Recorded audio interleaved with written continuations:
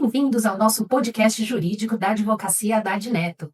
Hoje vamos entender o que o STJ decidiu sobre o PERSE, o Programa Emergencial para o Setor de Eventos e Turismo. Com a gente, os advogados tributaristas Dr. Nicolau Abraão Haddad Neto e Dr. Robson Vieira, que escreveram um artigo jurídico muito esclarecedor sobre a questão da decisão do STJ, ocorrida nos dias 9 de abril de 2025 e 14 de maio de 2025, sobre o tema 1283, relativo a recursos repetitivos. Dr. Nicolau, o que exatamente foi julgado pelo STJ? Muito bem. Ao contrário do que se pode imaginar, o STJ não analisou todos os pontos controvertidos do PERSE, mas apenas dois pontos centrais. Primeiro, se as empresas optantes do Simples Nacional poderiam ou podem usufruir do PERSE, em relação ao qual o STJ concluiu que não pode. E segundo ponto, se é obrigatória a inscrição, entre aspas, prévia no Cadastur para se ter direito à alíquota zero em tributos federais. Coloquei aspas no termo prévia, porque a Corte entendeu que a inscrição no Cadastur é sim condição necessária, mas essa exigência deve observar os prazos legais definidos pela própria lei do PERSE, que, por sua vez, apresenta um longo período de possibilidade de ter sido feita a inscrição no Cadastur, ou seja, entre 18 de 3 de 2022 e 30 de 5 de 2023. Mais de 14 meses. Isso é o que, desde logo, ficou decidido pelo acórdão do STJ, não tendo sido enfrentada nenhuma particularidade que possa ter havido nesse período. E quanto à exigência do Código CNAE correto, Dr. Robson, qual o Código de Classificação Nacional de Atividades Econômicas do IBGE para proveito do benefício da alíquota zero? Isso também foi julgado? Não diretamente. O STJ indicou que o CNAE é relevante, mas ainda não tratou da questão das exclusões arbitrárias que foram feitas após a edição da lei. O recado, contudo, foi muito claro.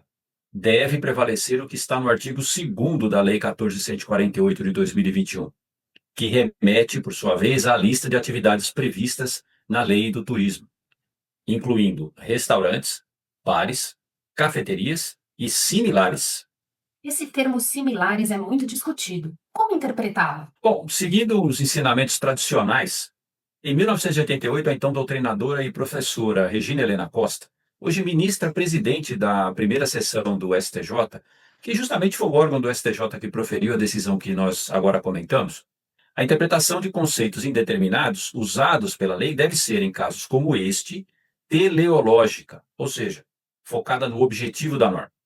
No caso do PERSE, que surgiu para salvar setores devastados pela pandemia, é claro que lanchonetes, docerias, cervejarias artesanais, bistrôs, padarias com consumo local e outros estabelecimentos congêneres devem estar incluídos na conceituação de similares, ligada ao alcance do PERSE.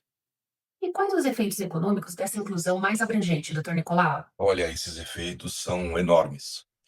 O turismo tem um multiplicador econômico médio que varia entre 2,6 e 3,2 vezes.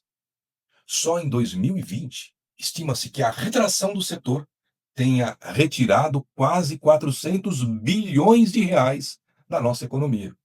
Nós abordamos isso no nosso artigo, inclusive que o correto aproveitamento do PERSE pode sim impulsionar a recuperação econômica, assim como aconteceu com a chamada tese do século no STF, que apesar de ter trazido uma desoneração tributária, ter trazido crédito para os contribuintes, acabou reduzindo litígios e aumentando a arrecadação federal. E isso aconteceu de forma muito significativa. Para encerrar, qual é a mensagem central que o STJ passou? Que o cadastro para as atividades listadas na Lei do Turismo é sim uma condição constitutiva para o aproveitamento da alíquota zero do PERSE. E que a interpretação de tal benefício, mesmo no que diz respeito aos quinais aproveitados, está nas próprias leis respectivas, principalmente diante do espírito de proteção e recuperação econômica que norteou a lei do PERSE.